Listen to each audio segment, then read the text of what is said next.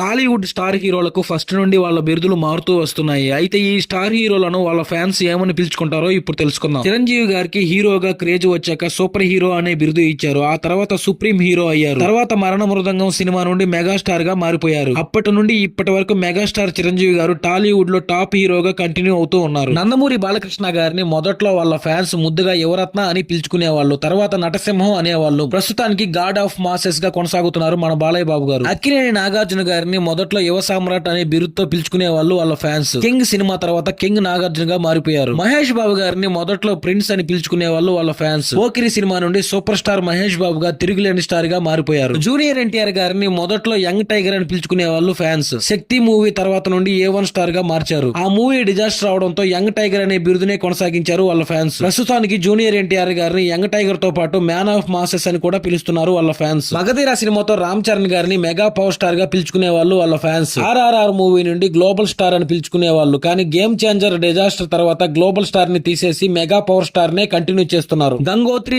ఆర్య, బండి లాంటి super hits తర్వాత అల్లు అర్జున్ గారిని స్టైలిష్ స్టార్ గా పిలుచుకునే వాళ్ళు వాళ్ళ ఫ్యాన్స్. పుష్ప తర్వాత ఐకాన్ స్టార్ గా పిలువబడుతున్నారు అల్లు అర్జున్ గారు. ప్రభాస్ గారిని మొదట యంగ్ రెబల్ స్టార్ గా పిలుచుకునే వాళ్ళు వాళ్ళ ఫ్యాన్స్. తర్వాత రెబల్ స్టార్ గా మార్చారు. ఆ తర్వాత డార్లింగ్ గా మారిపోయారు ప్రభాస్ గారు. బాహుబలి లాంటి పాన్ ఇండియా బ్లాక్ బస్టర్ తర్వాత ప్రభాస్ గారిని పాన్ ఇండియా స్టార్ గా పిలుచుకుంటున్నారు వాళ్ళ ఫ్యాన్స్.